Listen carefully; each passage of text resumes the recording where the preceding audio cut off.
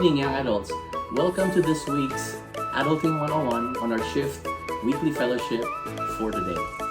Tonight is going to be a special edition of our online session, a special edition of our Adulting 101 series. Starting, hopefully, this is the start of something different for our online fellowship.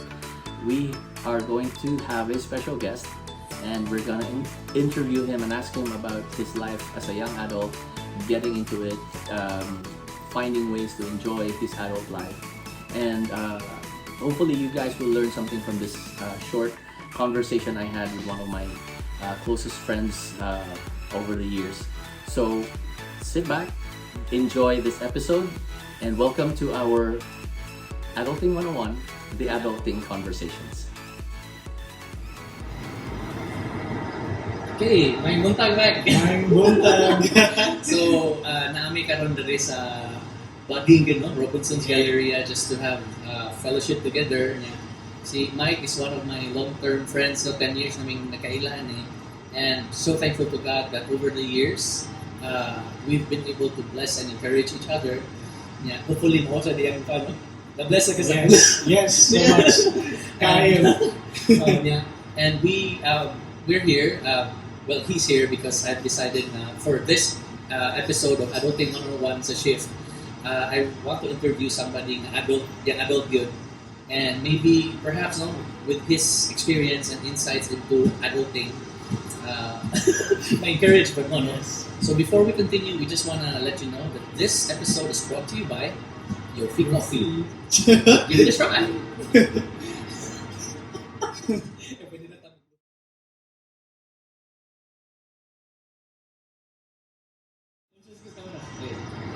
Sige. So Mike, kumusta? Kumusta ang ginabuhi ng mga panahon na? Ayaw yan. Nagag adjustment sa mga transitions but kanang God is good. Amen. The grace of God may sustain ako sa akong family. Good. So na ko wanna give these are 7 questions, Mike, na i-ask ako nimo. With the thought ba na kanang makahatag og tabang sa mga ibang young adults, give them insights and experience. So dito na ta, no? Sure. So first question, Mike, what were your thoughts about adulthood when you were younger? O unsa may mong pangapamunahon na sa imong kumudako na ka niadto bata pa ka? So, certain people like my aunties and uncle na growing up ba, like I saw them really successful sa ilang life. So one of them kay civil engineer, then so nasa sa DPWH that time, and niana jud ko nga maginani jud ko nagdako. Okay. Civil engineer. Yes. Wow. And then I realized high school na daghan man din nagmath ang engineers niya. I failed. Especially sa math, murag challenging siya nga part, so yes. I give up that dream, but kana really wala pa ka start ni give up na, but kana in growing up ni nagtuo ko in the sense makakita ko adult kay successful, kanang independent, kanang like kung nasa choices nga pagaymoon, the family will support because kay successful so what akong thought when sa adulting when I was younger.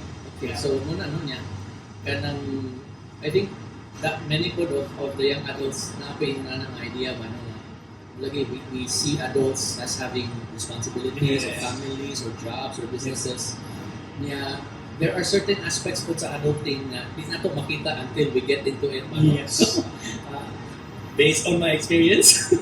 But second question, Mike, what was the biggest adjustment you made when you transitioned into adulthood?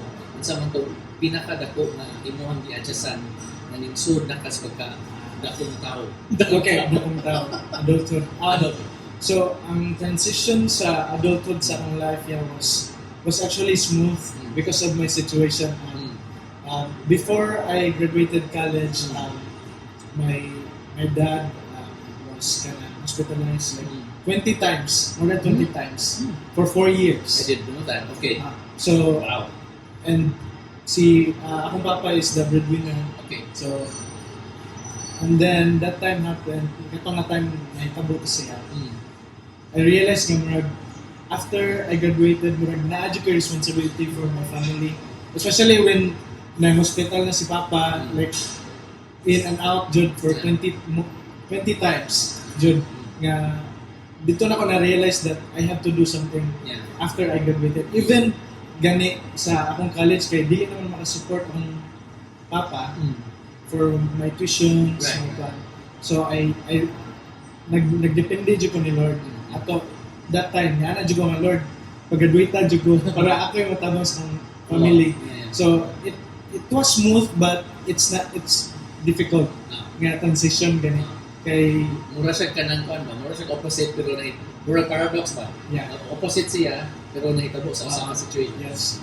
Nahimo siyang smooth tungod sa situation nga difficult. Yes. So naka-realize ko nga inani di ang adulthood, murag inani dagat di kag you have to carry kuan jud a lot of things at once. But kanang tungod jud sa Christian Lord. Amen. So, lako na pagkasulti, giandam na gikas Ginoo no. So, in English pa anak ng igsoon, brothers and sisters, he got his work cut out for him. Murag gihimuan nagpattern sa Ginoo man.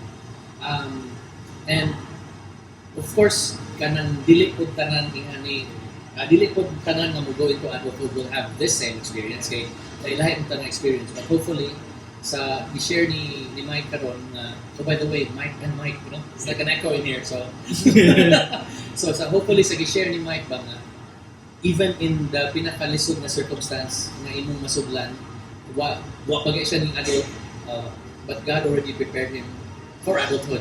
Sayang yan. Okay. So now Mike Reylow, kilabot ng Toledo. Kinagwapuhan sa Toledo branch. By the way, girls, single pa ni siya. So, third question, Mike. What have you discovered about being an adult that you are enjoying now? Karon na adult na ka, unsa may imong na sinatian, di ba? Uy, ganahan di ko ani na aspeto sa pagka-adult. So, one of the things nga ako dun na-enjoy was kay ang choice. Like, you have the choice. Nice. Na kay choices. Nga kanang gatagan na kasi ng parents to do your thing. And kanang I'm blessed nga na ako yung parents nga mo support sa akong pan. They know me, gani personally.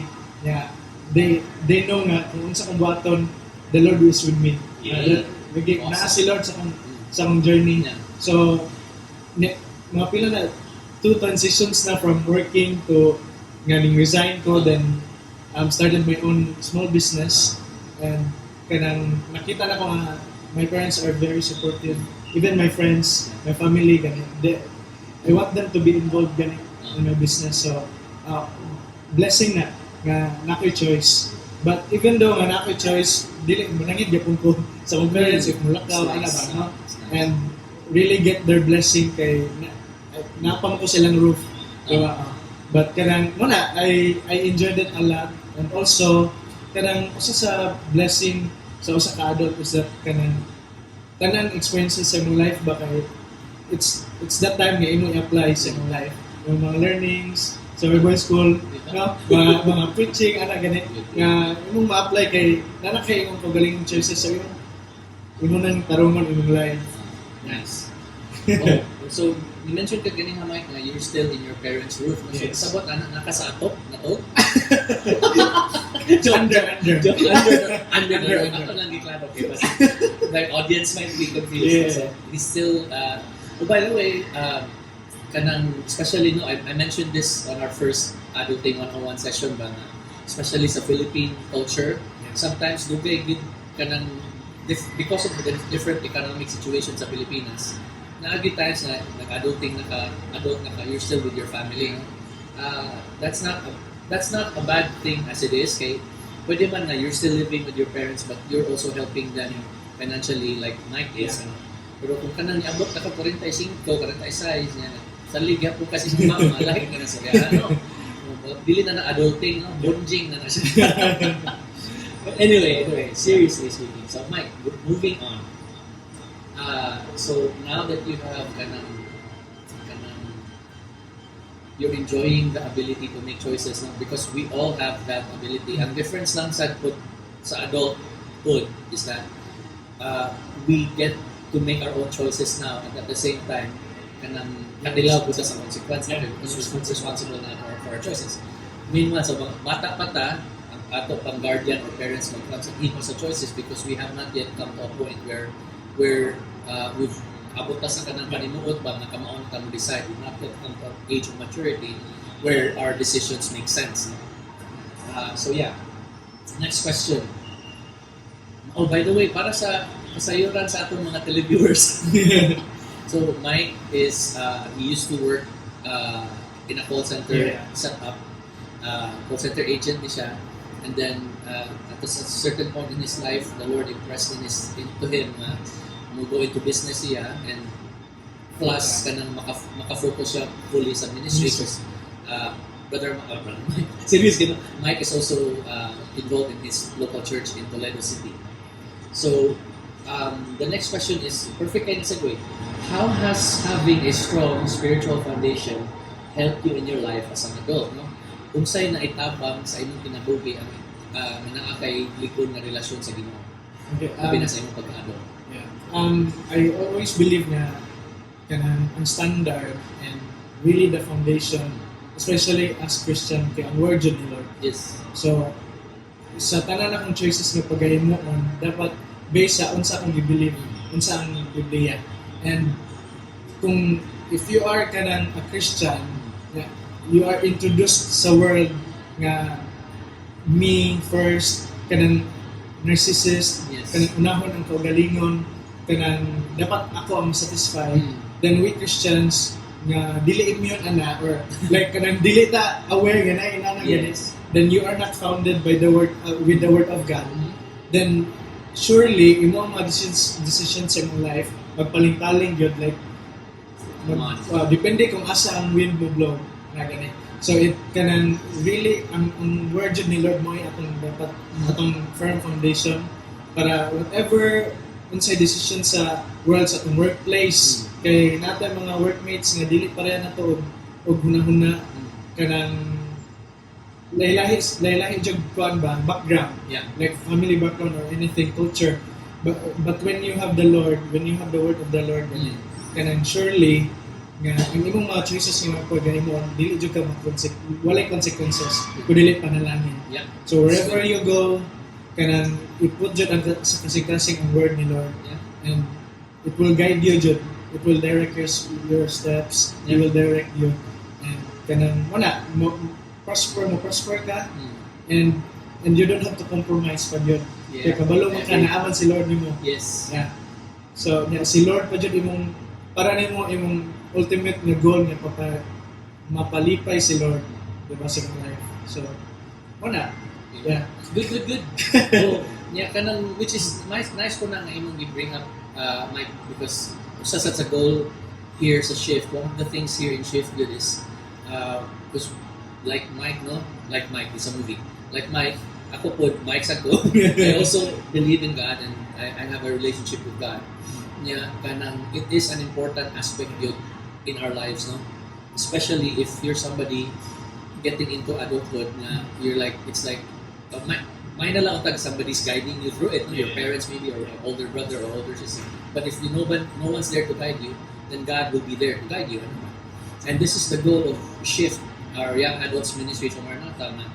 Kanang, we're not trying to make you kanang into pastors and evangelists sa inyong office, but to make you somebody na as the acronym of our fellowship says, SHIFT, saved, healed, incorruptible, faithful, and teachable. Even though you're not officially a minister in your office, or you're not a pastor in your business, but you are somebody who has the presence of God in you, no? Presence of God inside. Pogi ni siya. Presence of God inside. Yes. Yes. So you don't have to be super religious in your workplace or in your company or even with your family. But the presence of the Lord sa imong kinabuhi, the fact na ni-obey ka sa Ginoo, ni-subay ka sa teaching sa Bible, can make a difference where you are without even hard selling it na nagwali. And this is one thing I often teach in my Bible study school is let your character speak instead of just your words. So hopefully we're achieving this sa shift, and hopefully sa testimony ni Mike, kanang it will bring encouragement to you and insight po sa pag go through adulting without crashing and burning. Yeah. Yeah. Mike, kano sa imong birthday? September 27. Oh my God! Oh my God! Oh my God! Few moments later. October 20 na. Pinita pa rin sa birthday. Sorry. But I just had to insert that kanang meaning na rin na bila. Birthday ba yun? Okay, now that you mentioned you have God's influence and presence in your life as an adult. Next question is, what for you has been the most challenging aspect of adulthood so far? So unsa may pinaka dakong hagit sa imong pagka-adult sa pagkakaroon? Since I mentioned earlier about choices, no? Since you are responsible with your choices, nga panindigan dyan mo, you take a stand on your choices. And sometimes, as nga adult na ta, kinahanglan ta mo watch sa atong mga choices. Yes. Nga dapat imong mga choices kay sakto, right sa atubangan sa Ginoo. So, it's also a difficult gani nga manage sa imong time. Manage sa imong resources ang gihatag ni Lord. Nga imong sweldo, asa padulong. Mike, insert ko ha? Yeah. Basta ang pag-manage sa emotions. Apil. Yes. Apil. Bada, i-manage imong emotions kay imong emotions, especially if dagan na kay nanakitaba dahil kwarta sa dagan magukod. Magukod. Di pero bisa pa pay trabaho. Sa iksura pa lang daan. Doon na rin. Bada, so inana, like time, imong money, imong effort, imong energy, asa nimo asa padulong. So it's one of the kanang difficult parts is managing yourself. Yeah. We cannot manage the time kay ang time na naman na. So ikaw, you can manage yourself gani nga. Gani imong hanao yan imong time nga kanang right atubangan sa Ginoo. Yeah. Amen. Amen. So kana usa sa ako I'm gonna grab that kanang insight and testimony ni Mike na kanang really this is one of the things na a lot of people kind of ignore ba nga. Yeah. Especially sa mga pro-choice or it's my body, we think we can make all the choices we want without consequences. And this is one of the things na natapunan ako ni Pastor Joe Porter, who is now in Florida, na kanang you are free to make something like this. You are free to make any choice you want, but you are not free from the consequences. Ano ba? Ambot mo ba ng pagkasutin niya? But ingon na ba nga, marami sa physics, every action is an equal and opposite reaction. So kung mangawat ka, ang result na could be mag-guilty ka or masakpan ka. So, one of the things, and this is for pila po ka years na nag-adulting sa ko, na lisod mo yung choice, especially when you know that your choice impacts other people. Like, for example, sa story ni Mike, siya yung breadwinner. Yes. So, kung magsaya-saya niya siya ang kinabuhi na i-delete niya, i-take care of business. So, his family will suffer, depending on you, will suffer. So choices have consequences. Good choices have good consequences or blessings again mo na Mike. Bad choices have bad consequences. So, ano na siya? It doesn't take a rocket scientist or a doctoral degree in theology to understand na kung mabuhat kang daotan yun ang resulta. What kang ayong course. Amen. So, serious siya gamay, no? But the next question, Mike, is less serious. So, as children, we had fun by playing games with other kids.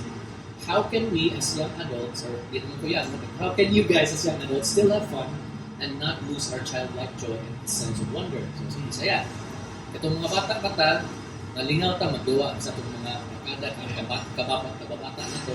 Pero karon nga dagko na ta, unsa pa may mga pamagi na naagya pun tay kalipay or malingaw gyapon ta sa pagkatagdo na ta. Dili mawa ang atong batanon na kalipay o kanang kagana sa kinabuhi. So, usa jud sa key para that we will never lose our wonder. Nga diha sa atong life. First is before ko answer is contented ka sa mong life. Yeah. Like the blessings that you have, everything that you have right now, be contented with it. Nice. Because if you are contented, then you will learn to count your blessings Come and on. be grateful. And one of the things, since ako si Kuya Mike, we travel together, north, south, atong East. east and west. Falls. Mountain, True. Goan, yeah. Sminyapik, ana gani. So, kay dili mo ko kabuhat na sa una, sa nag-eskwela ko. So, karon nga, anak ko like, nag-set ko money for leisure job. Yeah. Kay para dili ka ma-burn out sa imong life. Nga sige lang ko responsibility family, Right. medications kong father, ministry ana without experiencing God's creation Yes. nga kanindot sa nature. So I really set aside some money for travel. So with Kuya Mike we go swimming, so na mountain Chasing climbing. waterfalls. Yeah, chasing waterfalls. By the way, kung you want to learn tips and suggestions sa mga laaganan sa Cebu, kaming duha. DM us. DM Facebook, message. we're on social media. We're like crazy social media Yes. So mo na siya kanang enjoy, Yeah. no? Like kanang mo na no, if you have money na, you have the energy but wala kay time, ana gani. But really in managing your time, gani na, no? Sa imong choices yung pag-ipon, you can really set a time gani to have fun. Yeah. Really to have fun, enjoy God's creation. Kanang if ganan ka, like I love comedy movies, good comedy good. No, so mo na in anything mangita ko way nga makita ko makapalipay na ko without kanang sinning or without kanang, di ba? Ana, so daghan. Take note, have fun without sinning. That's the key word there, without sinning. Okay. Kanino ko, Mike, what if you're finished? Yeah. Okay, gi-remind ko ni Lord atong verse sa one of Paul's letters to Timothy ba nga, it is God who gives us everything for our enjoyment. Ano ba? Yeah. So even more, we should try to have fun as an adult. Okay, di ba killjoy ang Ginoo? Ano ba? True. I mean, sure, God gives us responsibilities as adults. He wants us to share the word. He wants us to be a blessing to people, but He also wants us to have fun. Ano ba? Kaya He's the God of joy. The Holy Spirit is the Spirit of joy. And sa i-touch ni Mike ganiha sa discussions is one of the things we did enjoy as adults, and this started in 2018, 17, like every other month or every 3 months. Mike, natutag south, natutag sa Alcoy or wherever, natutag sa Tabugod, there's a nice place there na murag valley, Fields. murag New Zealand, fields, or natutag sa Tuburan, katong Rocky Cliff, so there are things to enjoy as adults. Kanang sana siya travel, you can hang out with friends and we're having coffee. We love coffee. Sometimes samgyup or Yes. we can or watch a movie. Dili lang sa ron, okay, wag pa man ni open balik, but Netflix is available or ganahan kag kuan PBO, Pinoy Box Office if Filipino movies is your thing.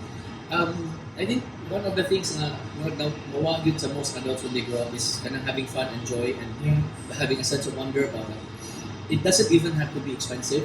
Yes. Like in some cases, there's one time I remember sa ano siya, let's put it somewhere 2014 siguro or maybe 13 na wala pa ning third bridge, wala pa na siya gihimo, just the SRP and Southern Properties.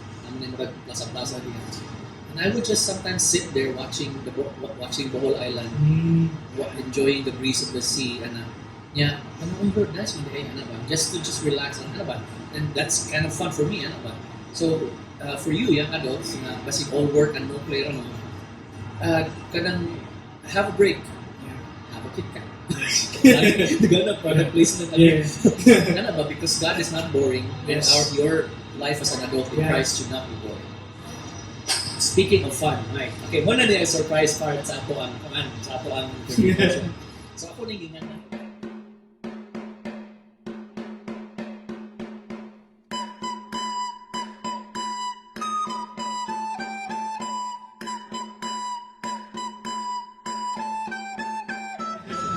So ako nang gingan na mag-rapid test.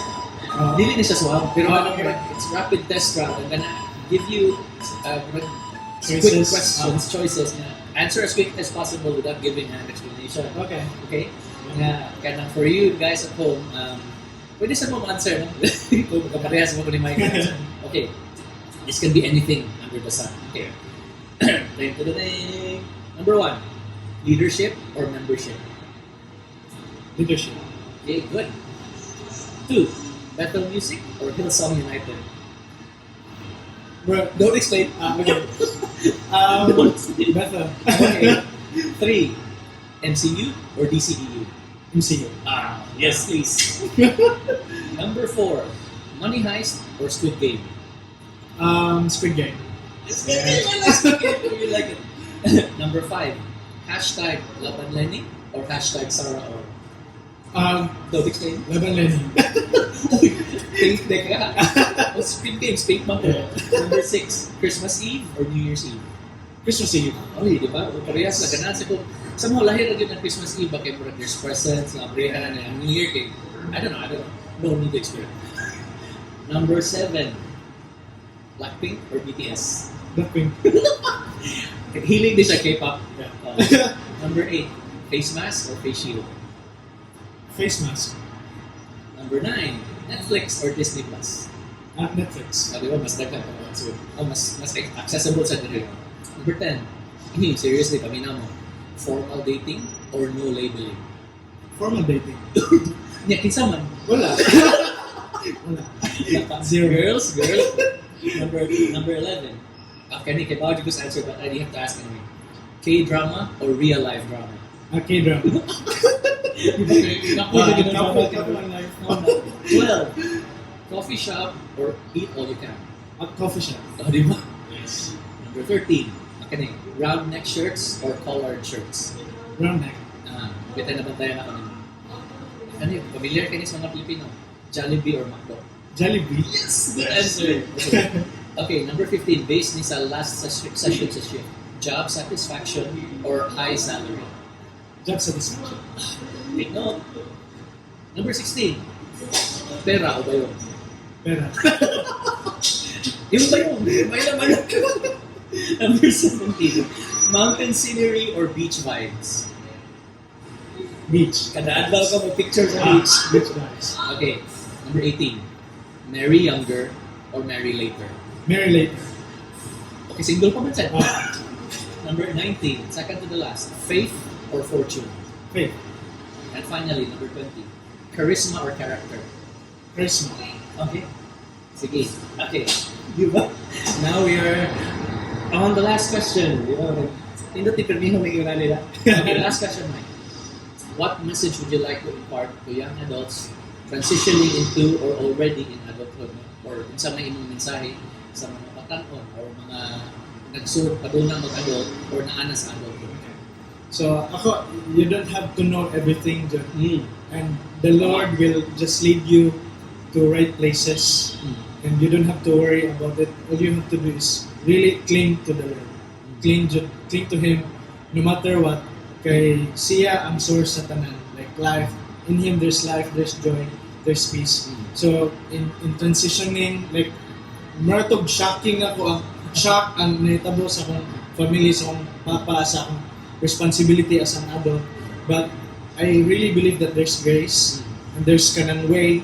There's a way, Jude, when the Lord is with you and He's willing to help you. And ayaw, don't be too hard on yourself. Yeah. Kanang enjoy every little details in life. Be contented. Kanang count even the smallest blessings. When I'm down sa akong life, kay start ko count nga I'm alive, and breathe pa ko, buhi akong family, and really just enjoy tanang gihatag ni Lord mo.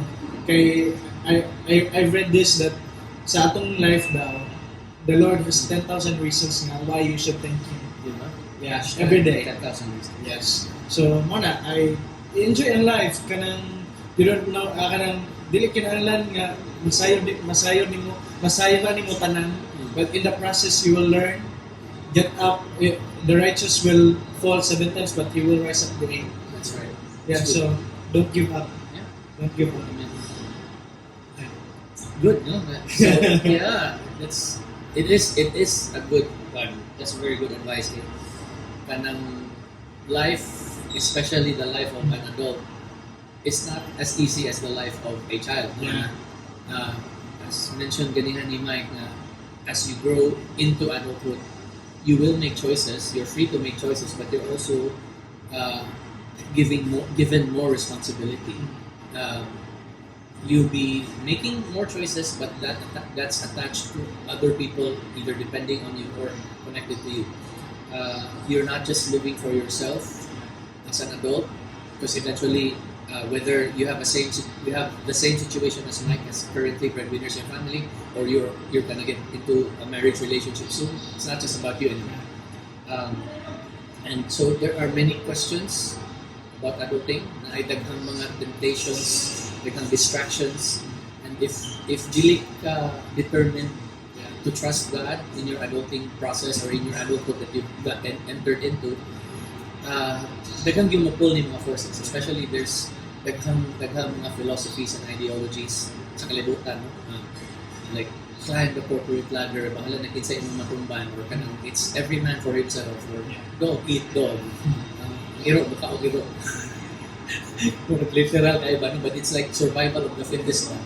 And it might feel like that at some point, but if you transition into your adulthood, if you are in your adulthood life right now, and you have an anchor na kay foundation with a relationship in God, then it's easy to it's easier. It's not easy, it's easier, because you have a God who will guide you, and a God who will prosper you and bless you, a God who will tell you na, hey, don't do this, kay dili ni siya prosperous path.